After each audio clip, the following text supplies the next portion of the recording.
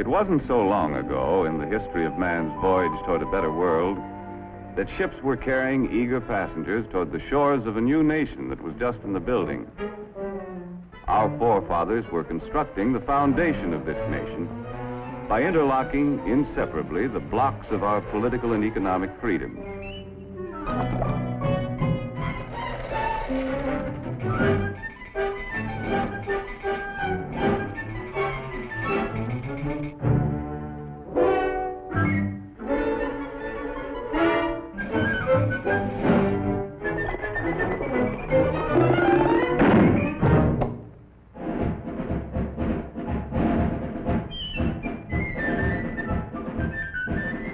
The way of life our forefathers established on this foundation of freedoms drew people from the far corners of the earth. And all those who set foot on these shores had the opportunity to build a better life for themselves. Even young Jonathan, an unskilled lad from across the sea, hoped to find a job where he could progress according to his ability and enterprise.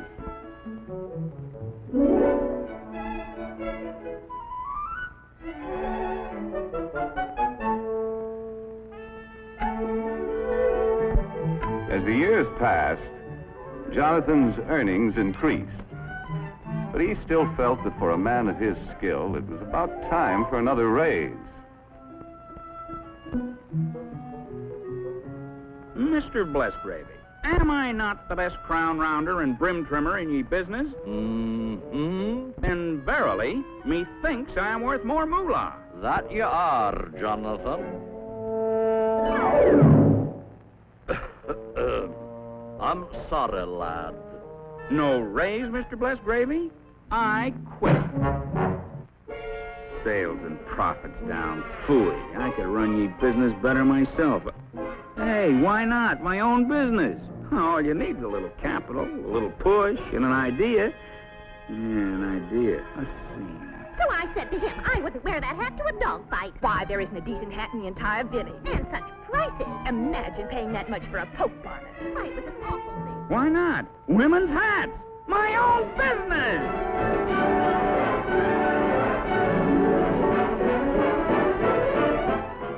Fortunately, Jonathan was thrifty enough to keep a little nest egg for such an emergency.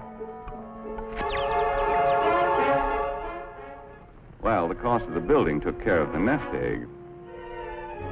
And there was nothing left to pay for the necessary tools and equipment. But happily, Jonathan had a good reputation, and as his idea promised a profit, his friends and neighbors were willing to invest some of their savings in his new business.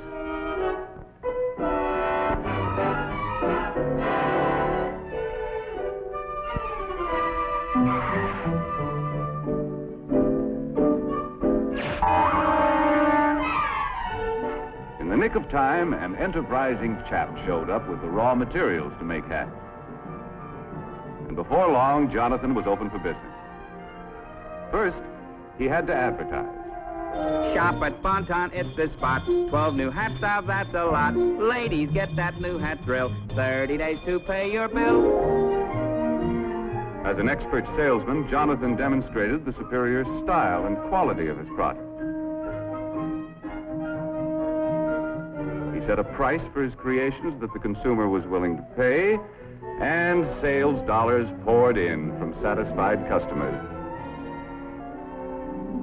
Jonathan had big dreams of the wonderful rewards of being in business for himself. But before he could buy what he wanted, his employees' wages had to be paid. He had to pay taxes.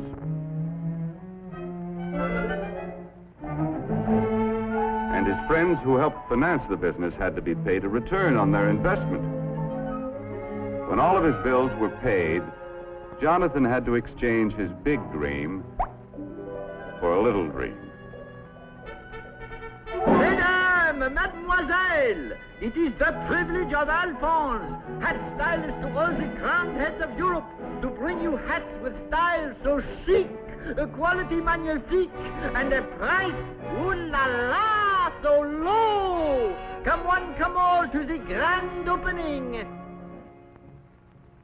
To meet competition, Jonathan had to plow part of his profits back into the business to develop a better hat.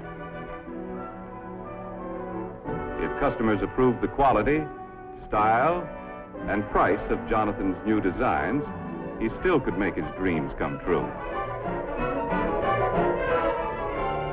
With the passing years, this strong foundation of freedoms protected the dignity of the individual and his family, gave everyone the right to worship as he pleased, and promised anyone with ability and enterprise the opportunity to participate in the building of the American way of life as we know it today. A way of life that depends upon millions of thrifty Americans who send a portion of their savings to work in our business system each year. People from all walks of life, workers, farmers, housewives, all of us send our dollars to work in our business system in the hope of earning dividends or interest on our investments.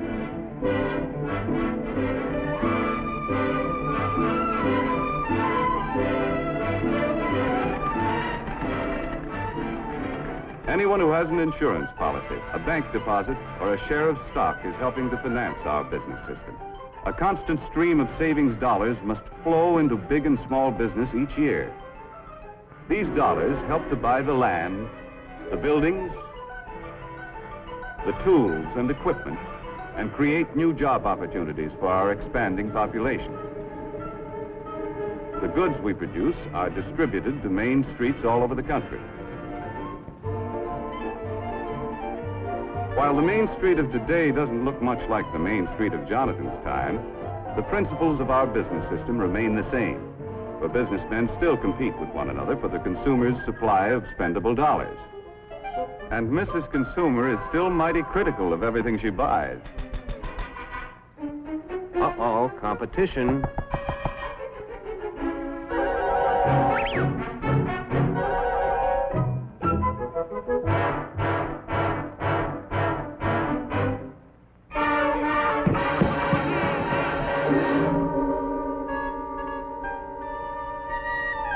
The management of every business has a continuing problem to improve their product to stay ahead of competition, or else.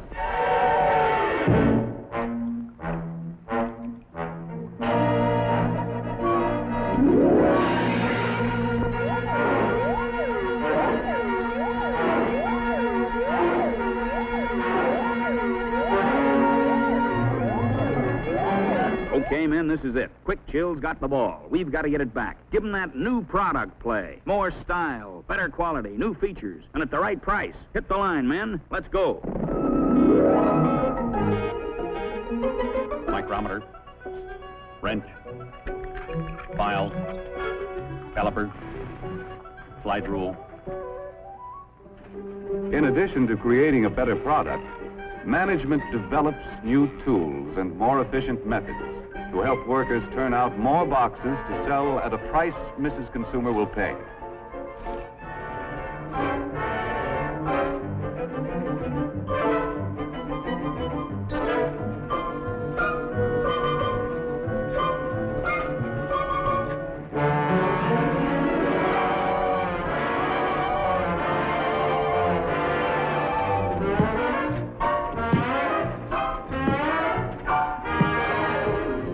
New features about this better product are advertised to point out its competitive advantages.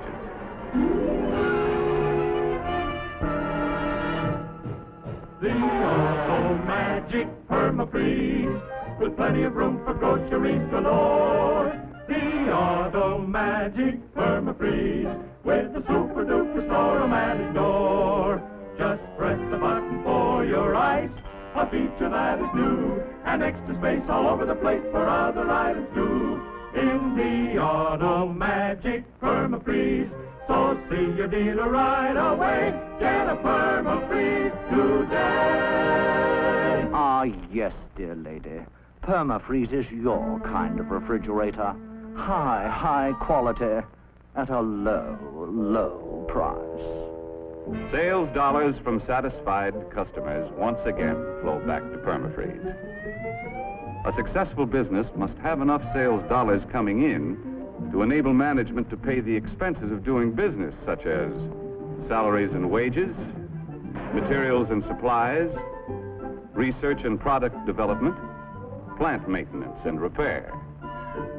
In addition to all of these bills, management has to pay taxes to local, state, and federal governments.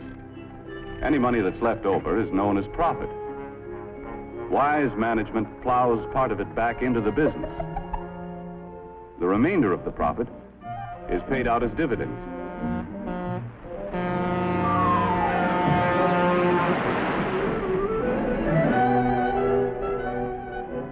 These dividends are sent back to investors as a reward for risking their savings in the American business system. Although occasionally some of us pick a lemon and have to take a loss. The constant investment of our savings through good times and bad has enabled our competitive business system to continue to increase the production of more and better goods to meet the demands of our rising population for a better standard of living. For example, it was only a little more than half a century ago that the average worker had only inefficient tools to help him turn out a product. Low production meant low wages. In 1900, many men had to work 10 hours a day, 6 days a week, to earn enough money to provide their families with the bare essentials. Hand labor was the rule in the home as well as the factory. In many families, the youngsters had to work to add their earnings to the family budget and forego the opportunity to get an education. And with most families in those days, the standard of living left much to be desired. A half-century later, we had invested enough in our business system to provide the average worker with efficient and expensive buildings and machinery to enable him to produce enough in a 40-hour week to earn twice as much as the 1900 worker earned in a 60-hour week. This shorter work week gives us all more leisure time to enjoy a standard of living beyond the wildest dreams of anyone who lived a half-century ago. The more we earn, the more our families have to spend for the things they need and want. Young people today have leisure time for fun and enjoy educational opportunities denied their fathers and grandfathers.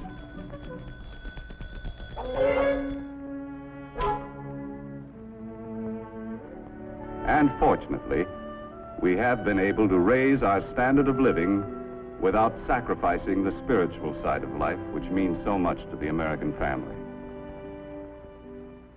Our business system has continued to provide a better life for our increasing population, in spite of destructive forces which have pounded against our foundation of freedoms with no avail. However, wars, or the threat of wars, interrupt the normal operations of our competitive business system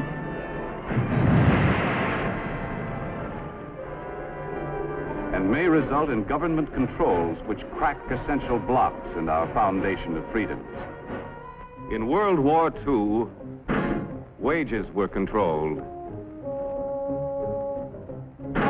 Many workers were frozen to their jobs. Farm prices were controlled. And profits of business were limited. Raw materials were allocated between essential and non-essential business. On Main Street, USA, many of us found less to buy because a good portion of our productive capacity went to the war effort. Prices were fixed, and the available supply of goods was rationed. In war emergencies, we allow government to restrict certain of our freedoms. But we Americans have learned to remove government controls as quickly as possible and to repair the blocks in the foundation of our freedoms to allow our business system to resume its normal operations. While we invest part of our savings to help finance the world's most efficient business system, at the same time we pay taxes to government to finance many kinds of services, which also contribute to our way of life. For example, our taxes must provide the necessary funds to improve and expand our school system. Our taxes must be sufficient to pay for city streets, health, fire, and police protection, and, of course, aid to the needy.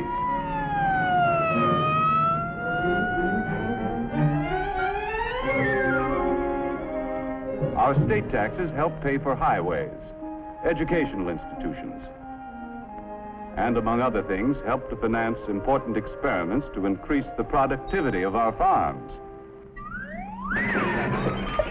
Our federal taxes pay for irrigation and reclamation projects, for national parks, postal services, the Weather Bureau, and many other services. Our taxes have to pay for the enormous cost of past wars and provide the funds for a defense program which will ensure the safety of our country. In addition, all of us should be willing to pay whatever taxes are necessary to enable efficient government to improve or expand any essential service. But with our present tax load, we should avoid pressuring government for any new services that aren't absolutely necessary. Because we all know the more our government provides, the more taxes it's forced to collect.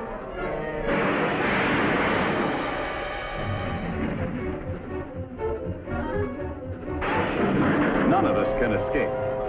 Big business, small business,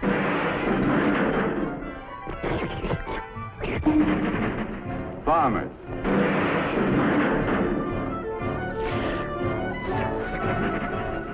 workers,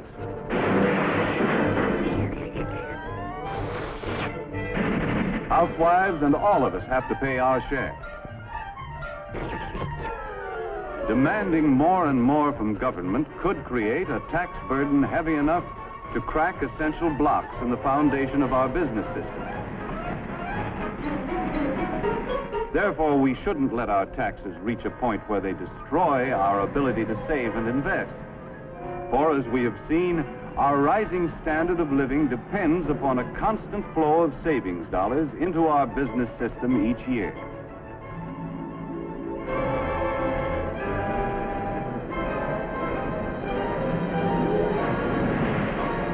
In the future of our country, waves of destructive forces will continue to batter against our foundation.